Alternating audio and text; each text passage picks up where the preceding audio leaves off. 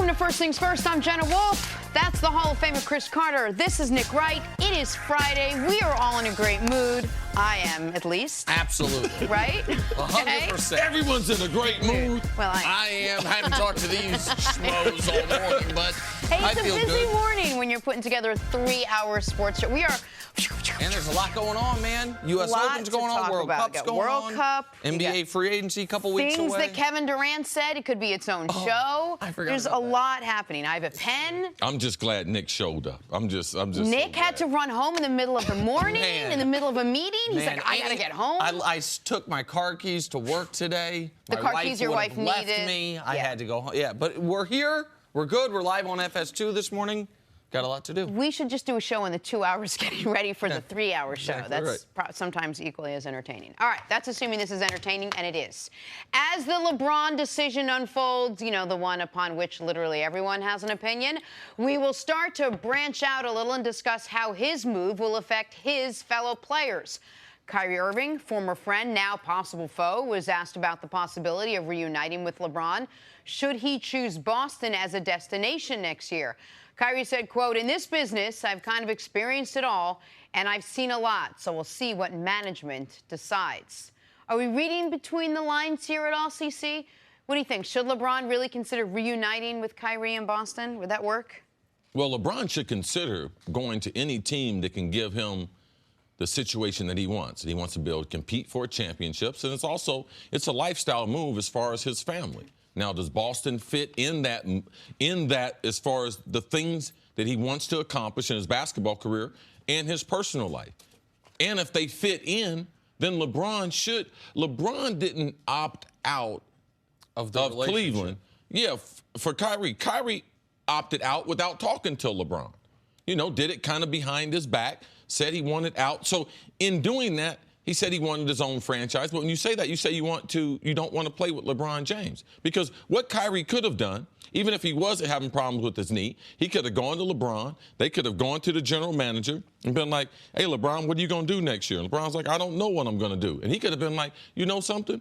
I'm going to be tied to you. Why don't you?" They could have played the season, and then LeBron could have opted in for one more year. They could have been free agents together.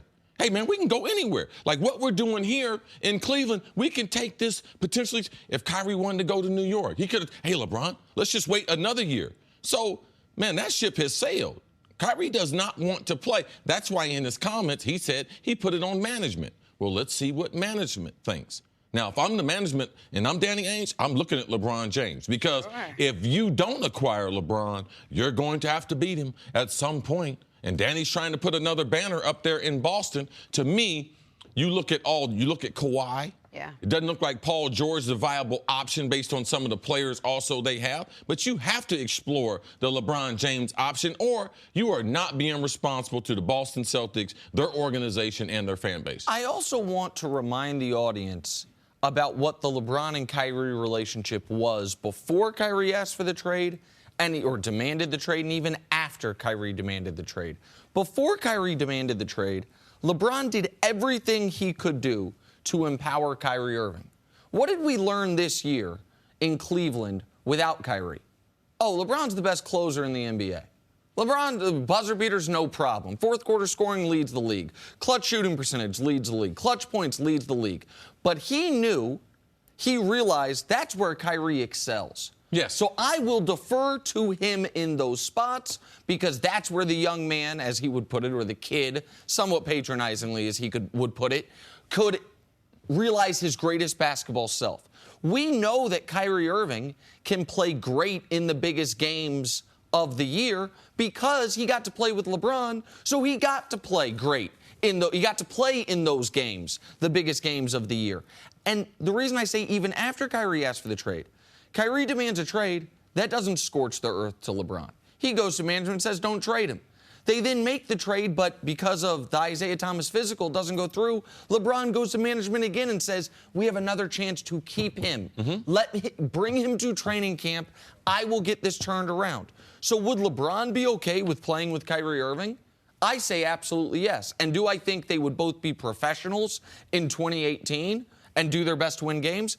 Absolutely yes. The reason I don't think LeBron and Kyrie both being on the Celtics next year is a tenable situation is not for next year, but because if you trade Gordon, you would have to trade Gordon Hayward to open up the cap space for LeBron. Yes. You would be trading Gordon Hayward and the long-term deal he's under for LeBron, but you would also by de facto be trading Kyrie Irving the following year with nothing in return. Because if you trade for LeBron and you trade away Gordon Hayward, Kyrie is leaving in a year. Because whatever LeBron felt about the relationship, Kyrie wants to have his own team, and you will never have your own team if LeBron James is on. So that was my question. If you look at these two when they were playing for Cleveland as A and B or 1 and 1A or whatever it was, however that situation, that relationship, and that dynamic worked out, it was not the way that Kyrie Irving wanted it to. It was fine for LeBron.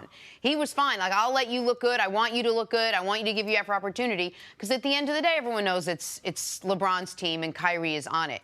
Kyrie wants to be the guy. That's the only thing he seemingly wanted to be, which is why he started this whole thing to begin with. So if LeBron could play with Kyrie, could Kyrie play with LeBron? No, he doesn't want to. He's already made that decision. He had the opportunity.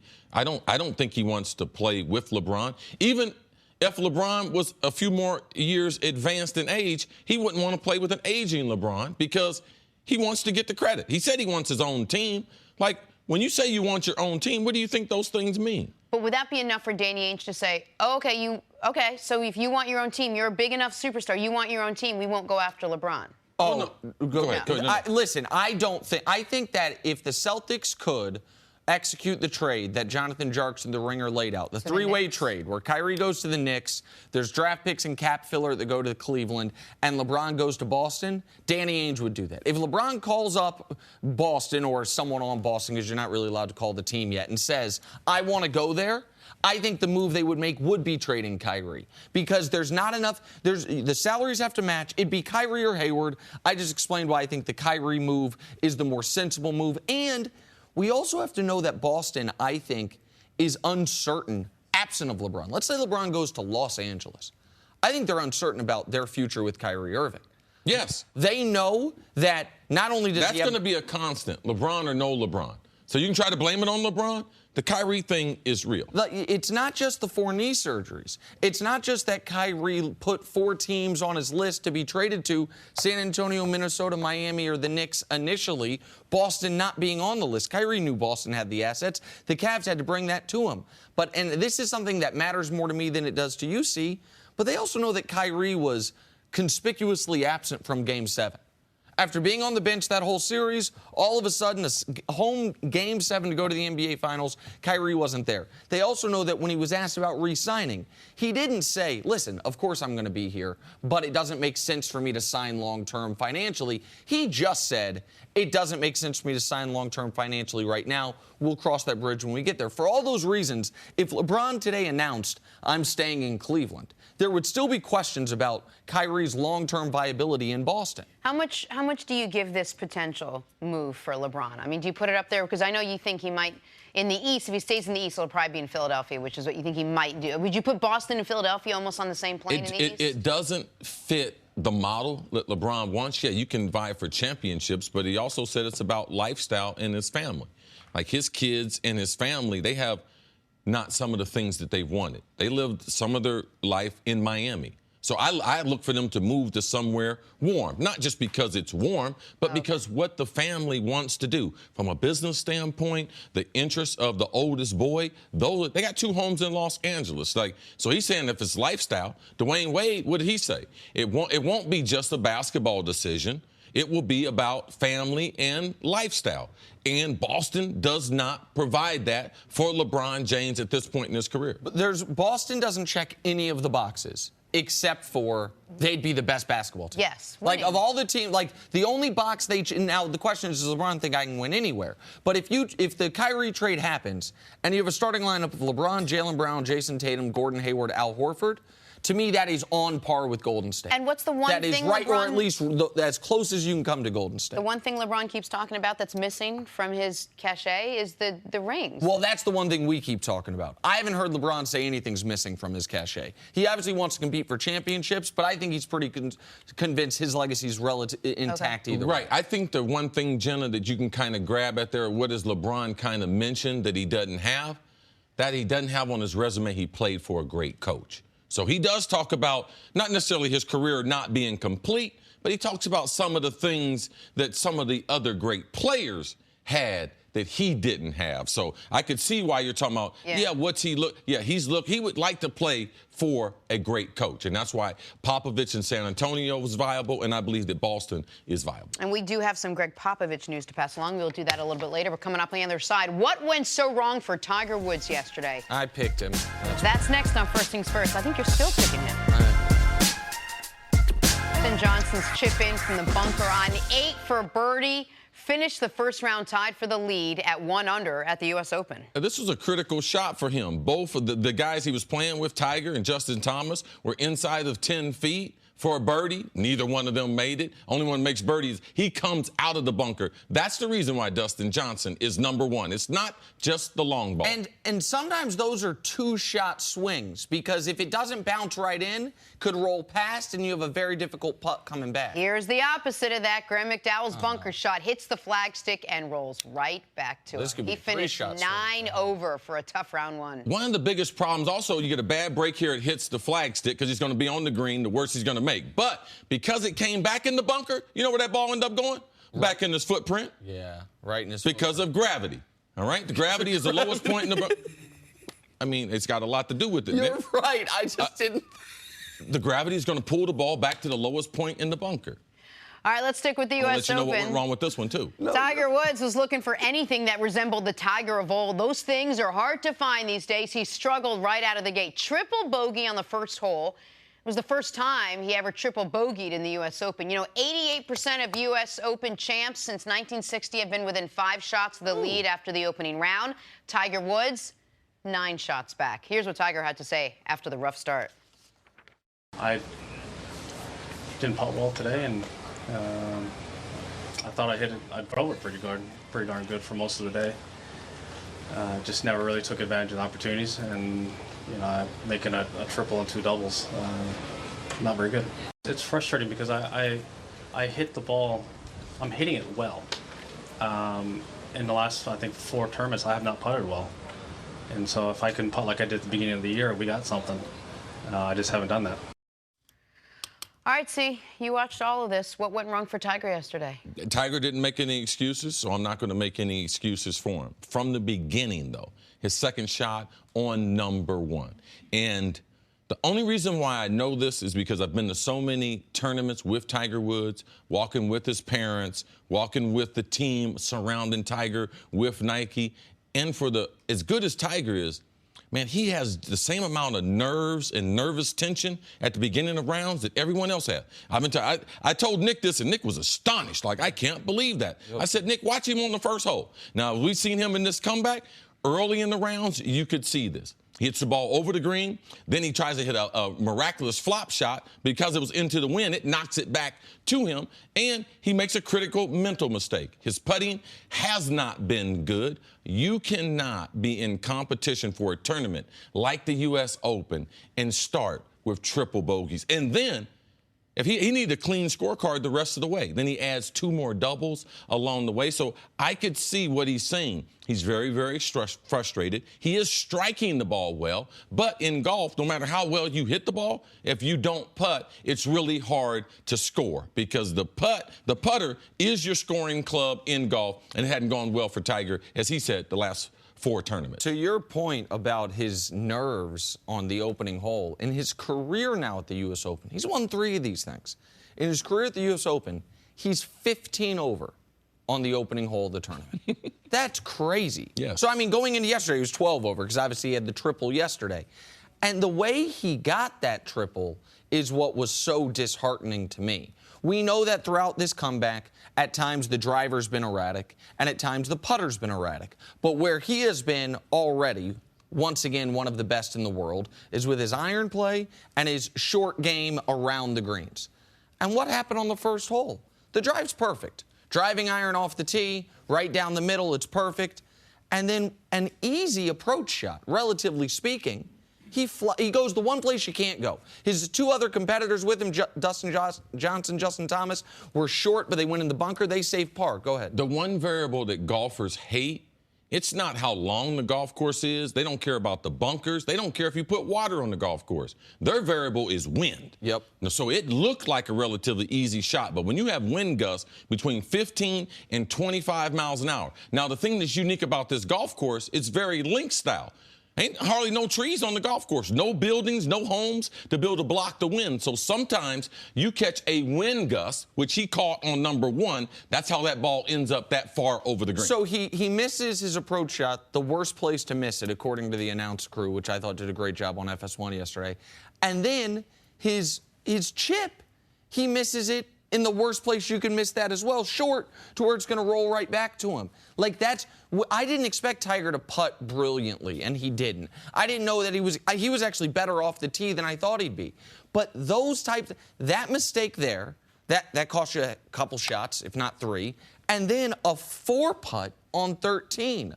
A 4-putt to get that. Yep. There's a triple, there's a double. A little short of 40 feet for birdie, ends up with a double bogey without a penalty shot. I mean, there it is. Like this type of tournament, really any tournament, but particularly one where you don't have a chance for a bunch of birdies or a couple eagles, you have a couple big numbers, and your tournament can be over. See, your tweet was perfect, I thought. You said, man, and I know the day before you had gotten in town like at 1 a.m. You were almost no sleep. You stayed up to watch Tiger. Tees off at 147. By 2:02, it felt like his tournament was over. And that's just, he had to basically play even par the rest of the way, but didn't have a realistic shot. It was just disappointing. Only 11 players putted worse than Tiger Woods yesterday. How hard is it for you to triple bogey the first hole and then try to just do anything to salvage the round or in any capacity the rest of the way? This is what the advantage Tiger had, because he teed off in the afternoon before 2 o'clock. He was able to see the carnage that this golf course leaves. Now, because the reality of even par is a great score at Shinnecock. And he was able to see this. He saw his buddy, Phil Mickelson, get ravaged by this golf course. Roy McIlroy, we saw him struggle. Jordan Spieth, yeah. We saw him struggle. Jason Day, we saw him struggle. So the golfers know that the golf course is very, very difficult. So in that, you have to try to hang in there. You know there's not a lot of birdie opportunities. So that's what Tiger was faced with. He knew that he wasn't necessarily out of the tournament, but it's hard to overcome a triple on number 1. But here's the thing. I think he did overcome it for the next 10 holes. He had a triple on 1, a bogey on the next hole. He then birdies the par 5 fifth. It's like, okay, I'm back to 3 over. And he went par, par, par, par, par, par the next 6 holes. He's fine. If we're sitting here today and he's 3 over, 4 back, he's fine. It's then the 4-putt on 13 that really ruined his day. He followed that up with another double bogey. I think the 4-putt beget the next double bogey because it led to a very bad drive. Bad drive, and then he went fescue to fescue. Because he really only had 3 blow-up holes. He had 3 awful holes, but that can end your tournament. Yeah. And when you're looking at Shinnecock, this is the 3rd time Shinnecock has hosted the U.S. Open. Raymond Floyd won in '86 at 1 under. Corey Pavin, amazing finish on that day. People really think, oh, what was he, 10? No, he was even par. Retice Guffin won. He was 4 under. So if you're around even par at Shinnecock, the times it has been there, you will be in the top 5. So Tiger's got to try to stay around even par. That's why the other 2 doubles really, really hurt. All right, Tiger tees off at 8 a.m. this morning. Coming up, we're going to talk about what he has to do in round 2 to make the cut. But on the other side, let's talk some football. Zeke Elliot knows what he has to do for the Cowboys to win. Hear from him next on First Things First. Back here at First Things First, we're going viral. The Eagles beat the Patriots to take home the Lombardi Trophy, Super Bowl 52. But the real hardware that matters? The ring. Super Bowl rings. Here is Carson Wentz flashing the Eagles' new jewelry that boasts 219 diamonds. That's bling, awesome. Bling. Yeah, man. Bling and then bling. They get bigger and bigger. Man, you get a team, especially Philadelphia franchise, never won. Well, let's top it. The owner put in an original ring was less gaudy. Then the players got involved, and it was like, hey, Jeffrey, we like, this is what we like. And he was like, okay, no problem. And it says there on the side, on the opposite side of the players' names, it says their little slogan, we all we got, we all we need, and then family on the bottom. Those are cool rings. Dusty just pointed out that there are dog masks. Did you see it on the inside? I did not see that. Yeah, I didn't know that. They actually had them. Oh, that's really cool. And there's 127 diamonds on the bezel, which evidently adds up to the player numbers that were involved in the Philly You think special. they're going to, when Dusty he got on the bandwagon late, you think they'll send him a ring? I think we should all chip in and buy him the replica version. Jostens, I'm sure, makes it. A pendant. We'll get him a little let's get him something like that. Absolutely. Print off a piece of paper. Time for stories brought to you by Ace, the helpful place. First round of the U.S. Open is in the books. Dustin Johnson, Ian Poulter, Scott Piercy, and Russell Henley are your co-leaders entering round 2, all 1 under par. Cece, who impressed you the most yesterday? Man, Dustin Johnson, Yes. world number 1, playing next to Tiger Woods. I thought the USGA did a tremendous job. Dustin Johnson, Justin Thomas, number 2 in the world. People don't talk about him a lot as far as the young guns, being right next to Tiger Woods. They said, man, they haven't played against Tiger Woods. Let Tiger feel some of the current day power of Dustin Johnson. He was very impressive. And we know definitively that Dustin Johnson was dealing with the exact same conditions Tiger and Justin Thomas were dealing with, right? Like, yes. It's because when wind plays this big of a factor, the difference between teeing off at 11 a.m. and 2 p.m. can be a big difference. He's dealing with the same thing Tiger was dealing with, and he leads the field. He was great. And he's an easy guy to root for. I like DJ. I'd like to see him win. And early, scrambled on number 1, save par, scrambled on number 2. He was already 4 shots better than Tiger after number 2. To the NFL now. Sam Darnold was the 3rd overall pick in April's draft, and now he's 3rd on the Jets' depth chart. The rookie quarterback, who spent some time with us in our studio here, sits behind Josh McCown and Teddy Bridgewater. But according to reports, Darnold has a, quote, real chance to open the season as the starter. Chris, should the Jets go with Darnold right away? No, I mean, he's 3rd on the depth chart. Josh McGowan has a huge advantage, not only as far as experience, but just knowledge of the personnel and what type of offense. We know that Teddy, he's kind of the wild card in this. They got him from Minnesota for nothing. He's got very minimum guarantees on his contract, so no rush. Don't get Sam Darnold in there and get him hurt, kill his confidence. I think they're handling this the right way, Nick. I would say, though, while I agree with you, they're handling it the right way in reference to Darnold, I think the ideal situation for the Jets is that Teddy is the week 1 starter. Because if Teddy plays well, when you are ready to move on to Sam Darnold, he might have some real trade value. At before the NFL trade deadline, if someone gets hurt, there's no trade value for Josh McCown. Teddy, if he shows he's back to being a starting capable quarterback, you could get real draft pick compensation for him. All right, some unfortunate news for Martavis Bryant. According to a report, the Raiders are weary that a suspension for Bryant may be imminent. Bryant was suspended for the entire 2016 season due to repeated violations of the substance abuse policy. Cece, what do you make of this latest development with Martavis Bryant? Not surprised. I try to tell Nick all the time that once a guy gets into the program, man, the probability of him coming up with a positive test, he's been suspended for a year. That means he's getting tested 12 times a month. That's 3 times a week. So if he's involved in anything that would jeopardize that, the guys end up getting suspended again. So I'm not surprised. There's only a few guys that have ever been suspended for a year and have come back to have a successful career. I'm sad for him, really disappointed because the Raiders spent a 3rd-round draft pick on him from Pittsburgh. And this was also why, when he was making all that noise about wanting either a new contract or wanting to be featured in the offense more, or that the Steelers should move on from him, we said, man, you were 1 failed test away. Go ahead. And the reason why I don't have a lot of empathy for him is that I worked with this kid before the draft. He came up positive at the combine. Oh, he told us, nothing was wrong with the sample. And, of course, in the rest of his career, he struggled with the same thing. He has the information. Right now, he just doesn't have the power to be able to say no. All right, to the NBA now. We got a Nick Wright special here. According to Vegas odds makers, last year's Warriors team would be favored against Michael Jordan's 1996 Bulls team that won 72 games. If they played today, it wouldn't even be close. Michael Jordan is 55. Nick, you buying that these Warriors are better than Jordan's Bulls were? Better is a tough word. Cece's throwing pins around. Yeah, He's so like, mad. He's like, I toured with these Bulls. Yeah, stop. All right, listen. I actually do think because of the style of play and the three-point line, I would, if we had time machines, I would favor this Warriors team against the 96 Bulls. The teams that I think would be the best matchup against this Warriors team historically, the 0-1 Lakers, peak of their power, Shaq, the Warriors have no answer for him, and Kobe coming into his own, and the Showtime Lakers. No answer for Kareem, and Magic could really put in work on Steph. So you're saying that they had an answer for Michael Jordan? No, I'm not saying they had an answer for Michael Jordan. Because you said the Lakers didn't have an answer for Shaq. I think the size thing. Here's the thing. The Warriors just played back-to-back NBA Finals against a player who's playing as well as Michael Jordan ever played, and they won those easily. So go ahead. The supporting cast. I understand the supporting cast, but you asked So what about would the answer LeBron for do if he Michael had Jordan. Pippen? Correct. And Rodman. I get it. I'm simply saying that Bulls team didn't have enough size or shooting. I agree. I think we're trapped right in the moment. Oh, this team right now. Oh, what about the lack of a bench?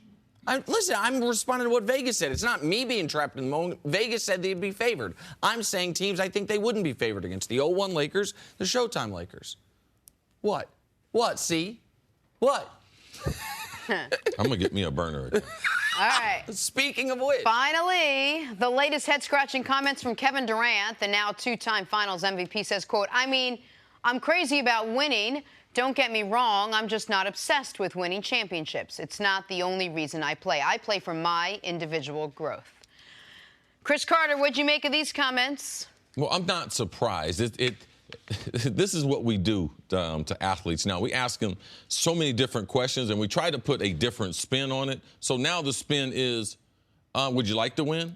Oh, yeah, I'd like to win. You'd like to win a championship? Well, yeah, so I've won a couple. Are you obsessed with winning? No, I'm not obsessed with winning. Now, they expect every great athlete to say, oh, no, I'm obsessed with winning.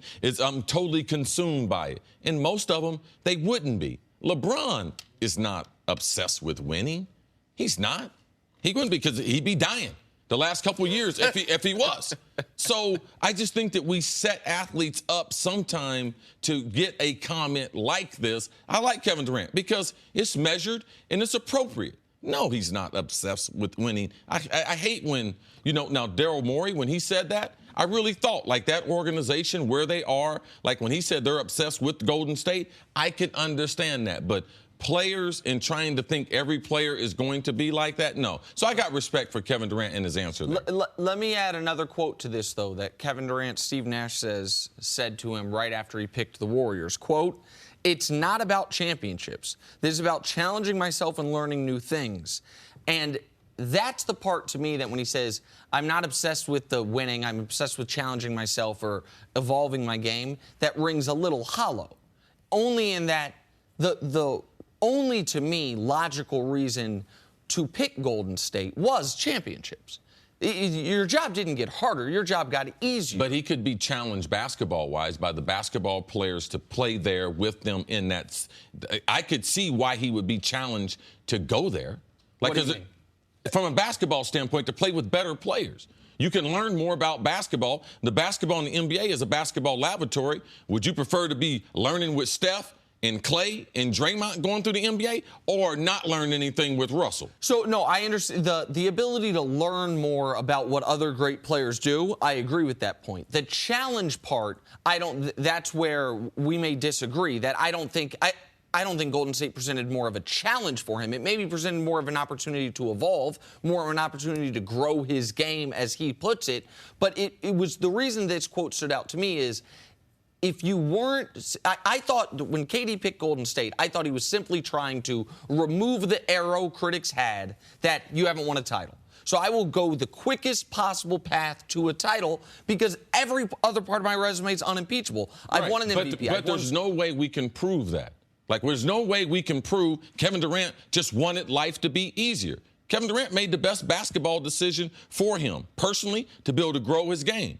And there's nothing wrong with that decision. No, I agree there's nothing wrong with it. But would you, the point that I'm trying to make, that I think for basketball fans, I think people assumed that the reason he wanted to go there was because all he cared about was winning. Yeah, you can't assume that.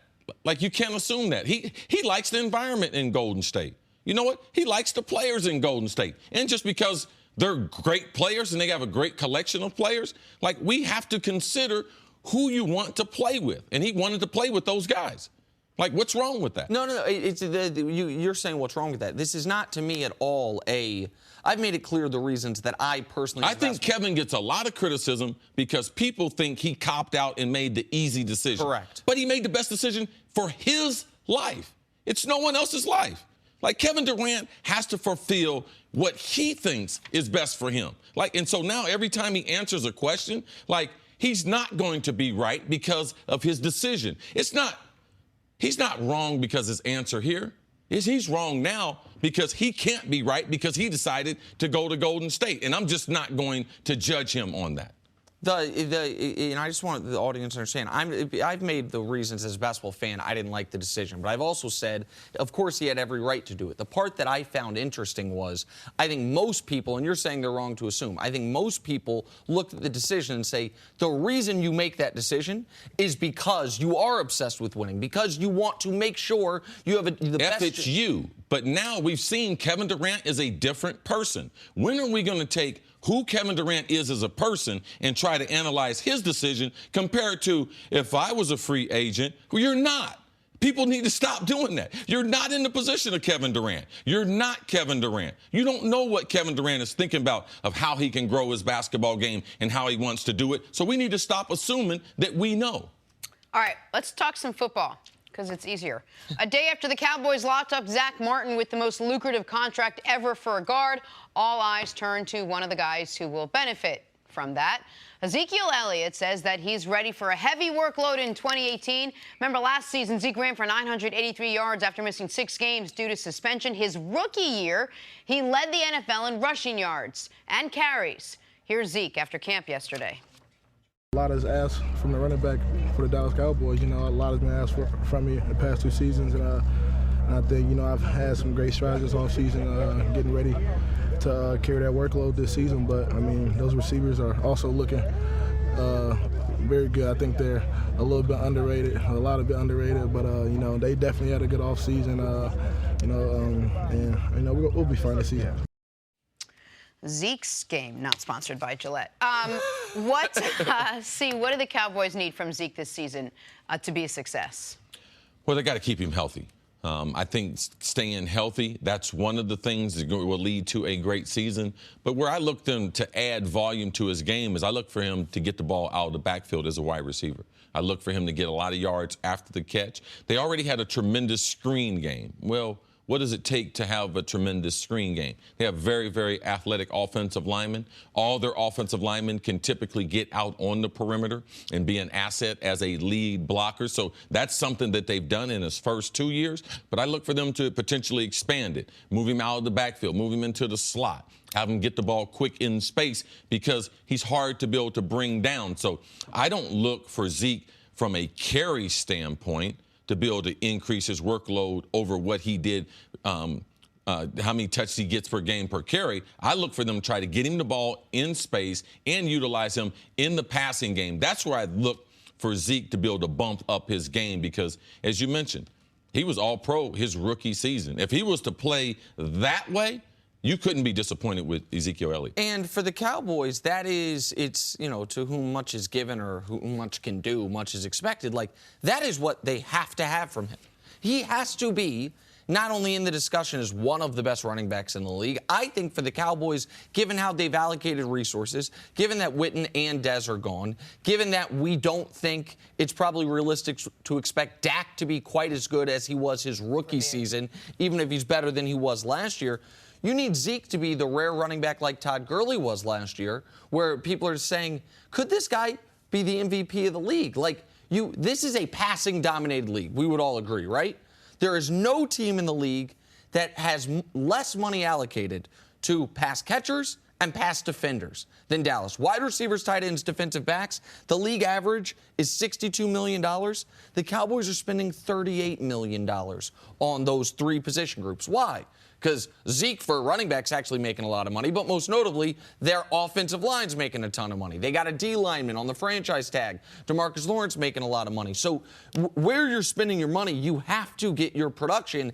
And your point about Zeke being able to increase the production by catching more balls, I find interesting, because I think that is where there will be an opening, because we know every team's going to go into games against Dallas saying, we got to stop the run. We got to have 7, if not 8 guys in the box. We have to stop the run, and Zeke's going to have to overcome that. Is there too much concern for this Cowboys offense that you're putting sort of all your eggs in one basket, that you're asking him to run the ball and catch the ball and maybe veer outside of his comfort zone a little bit because to compensate for some of the receivers you lost last year? No, it's not that, because all the top running backs, if you look what L. Bell does in Pittsburgh, if you look at Nick mentioned, Todd Gurley, what he does at the top running backs, this is what they do. They have to be dual threats. The best running backs they're 3-down running backs. That means you don't have to take them out in obvious passing situations. So, no, we're not asking too much. If you are a featured running back, if you're one of the handful of guys, no, that's what you're supposed to do. But what Nick didn't mention was Todd Gurley, man, he has Sammy Watkins. Sure. All right? He had a couple.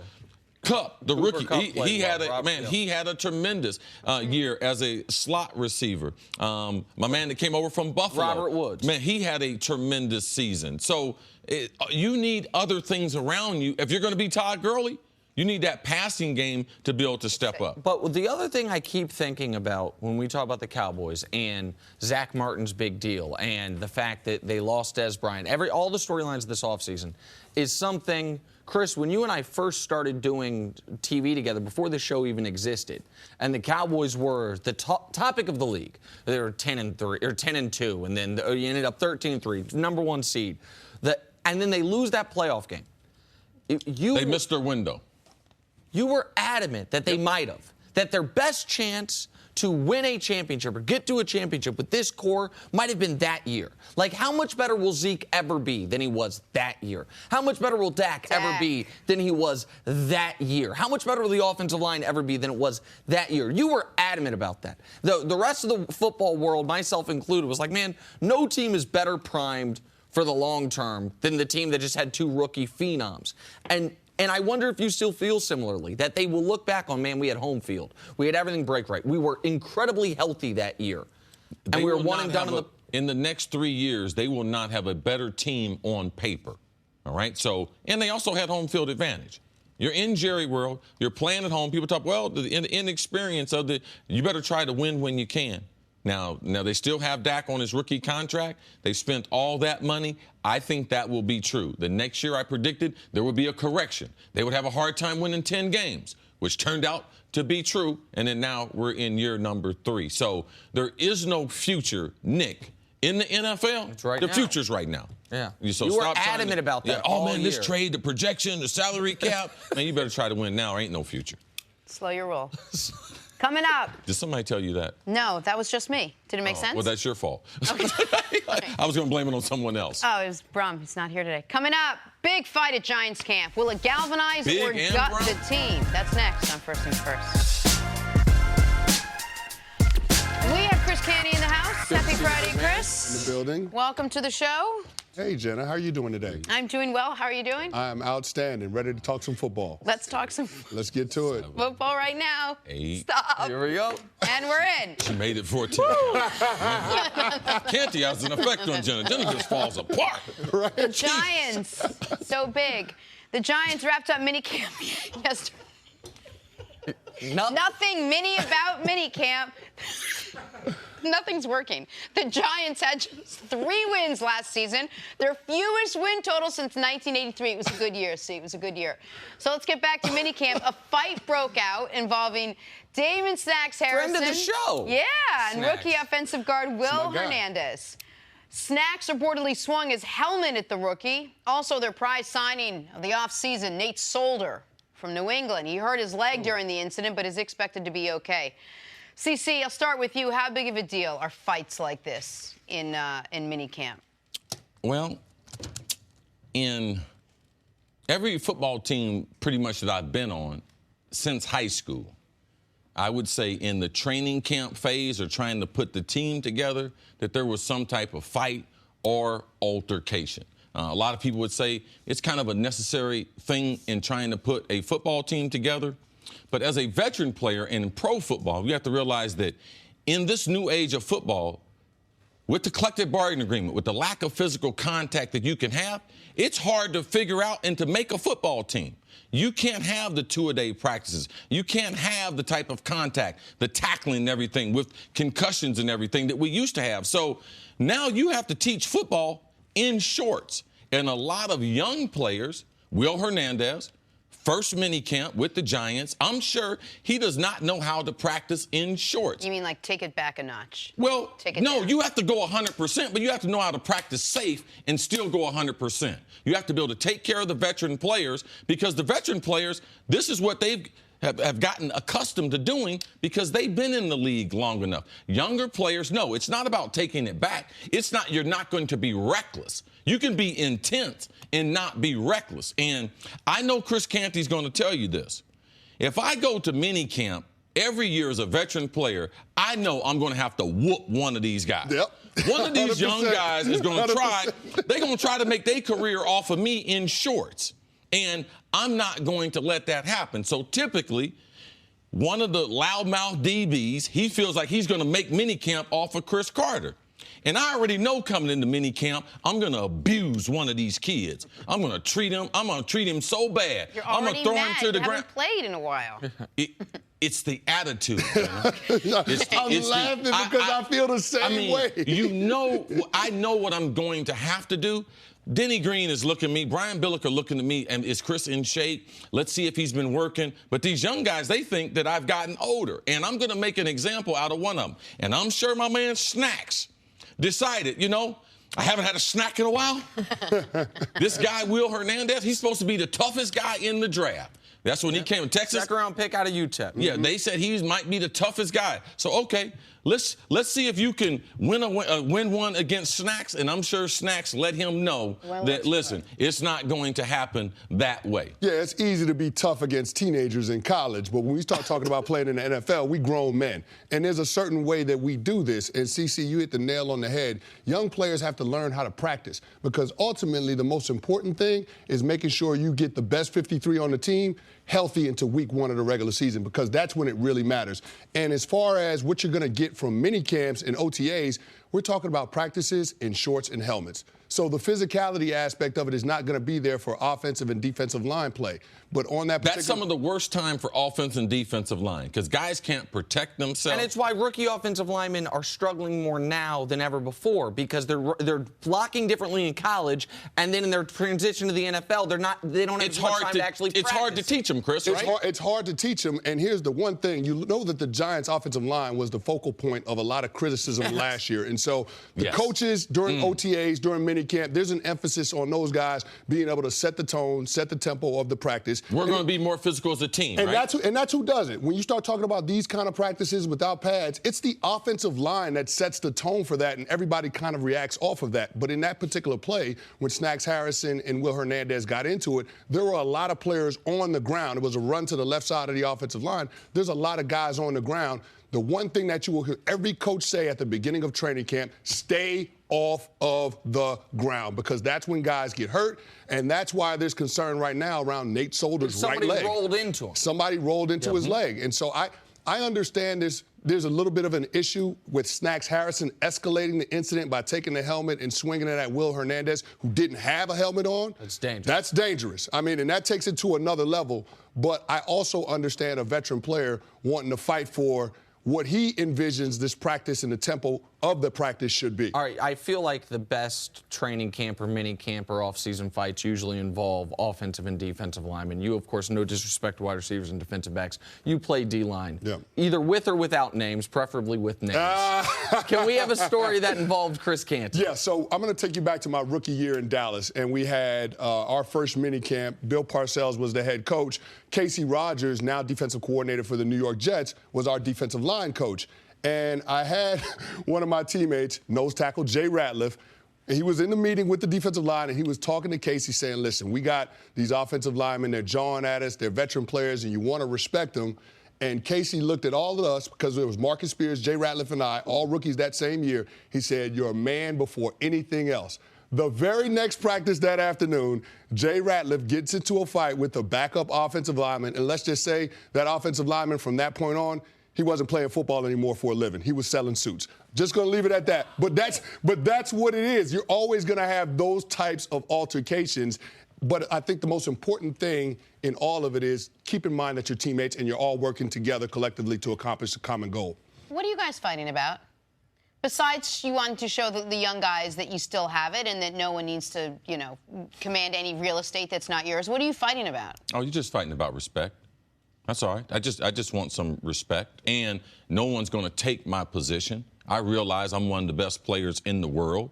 You just got here. There is a pecking order, and I just happen to be at the top. I used to tell the kids, it ain't my fault. It's Denny Green and them. They made me this way. All right? So it's not as if you're fighting. It's as if you're competitive, and it gets a little heated. So it gets a little edgy. It's not as if you take the field saying, I'm going to fight a guy. Sure. But I'm not going to run, all right? And I'm not going to be disrespected.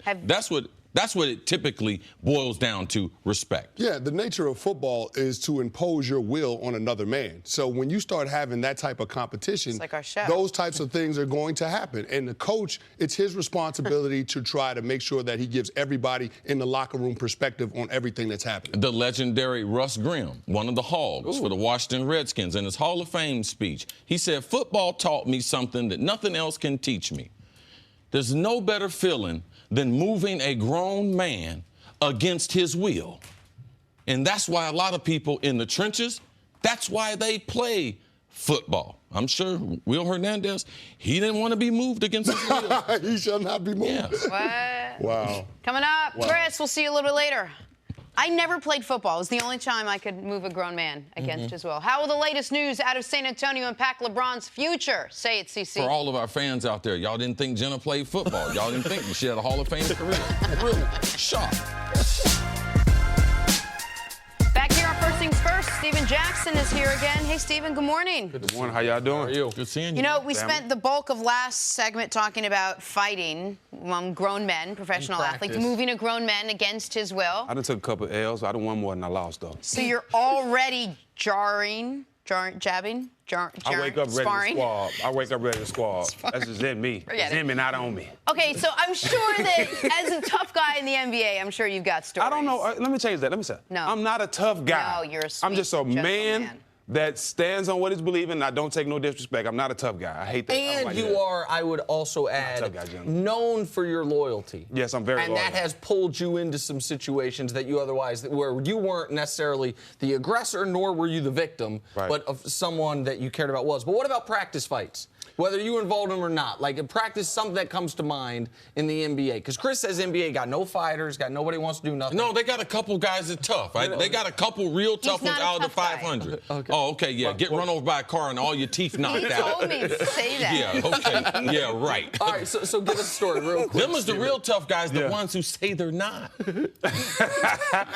All right, okay, yeah. You're right about that. I stood right up after that, too. Yeah, no teeth on my part, but no, sir. Darryl Armstrong, vet, coach of the Dallas Mavericks now. Danny Granger was a rookie at the time, and he told Danny Granger, hey, you can't show up to practice late. You can't get on the bike. You got to go out there and work out with the rest of the young guys and get ready for practice. He told him... I got you. Danny Yeah. Granger told him to perform a sexual act. Yeah, to him. And he's like... you Daryl's said- a little guy now. Right. Black college. He said that because he always says that. Yes. He always say that. He always love 2010 it black so college. much. That's what he always say. And he said, "You said what?" And he repeated it. Before he got the last word out of his mouth, Darryl Armstrong hit him with about a 3-4 piece. Bing, bing, bing, bing. Before we can even see, even see him get off the bike. And he was the old guy at the time. But that's probably the only fight I've seen in practice. But it was worth it because it put Danny Granger in the spot. Was he hurt? His feelings were hurt. His feelings were hurt, and you don't disrespect a veteran like that. And Granger's especially a guy got like that. 7 inches on Darryl Armstrong. Yeah, but, size don't matter. Yeah, there you go. All right, Steven. That's love story time with you. Love story time. Talk some basketball now. Yesterday, reports came out that your former coach, Greg Popovich, doesn't expect to coach beyond 2020. Pop has coached over 2,000 games, won 5 titles, so maybe a break is not the worst idea. Right. What do you think, Steven? What makes Popovich such a great coach? Like, why are we talking about this as big news that he might step away from the game? Well, me personally, I always thought he was going to step away when the Big Three was done. You know, I think he was going to spend his whole time with those guys, and when those guys started to step down, he was going to pass the reins to somebody else, just like he passed the reins to Kawhi when Tim left. You know, Pop is just a great guy. I think one thing I loved about Pop more than anything, besides him being a great basketball coach, was he cared about me as a person more than a basketball player. You know, when I first got to San Antonio, I had no clue about being a professional. I thought basketball was just a game. Well, he taught me that, you know, you play defense, you'll play on my team. You come to this game and work and treat it like a job and follow the footsteps of these other guys, Tim Duncan, David Robinson, Steve Kerr, all these other guys I had, then you'll be fine. And even times when I had off-the-court issues, when my fiance, my wife at the time, had a miscarriage. You know, I was going to the game in Chicago, and I was on the bus ready to go to the game. I remember him and Tim come and pull me off the bus, and both of them had tears in their eyes because I was showing strength about what I was dealing with, and I was willing to play. And it was like, basketball's not that serious, you know. We care more about you as a person than basketball. And they had me stay at the hotel, but I wasn't physically there, but I didn't show it. And for them to take the time out to care about me, to even think about to see how I really felt, and to send me back to the hotel, that showed me they cared more about me than basketball. And when you say you thought he would step away when the Big Three were done, or I think he probably thought that. He committed to coach USA basketball in 2020. Right. And it wouldn't have made sense for him to retire from NBA coaching and then still have this. He's not the type of guy that's going to eschew that obligation. Right. You know what I mean? Like that he's going to say, okay, I'm not now going to do USA basketball. So I think that's where the 2020 timeline came, is he feels like he's tied to coaching through that time. And what you're talking about, it seems like, listen, Pop's a brilliant tactician. He's reinvented his offense, his defense multiple times. He's great at all those things. But whenever we hear stories about him, they are so rarely about basketball.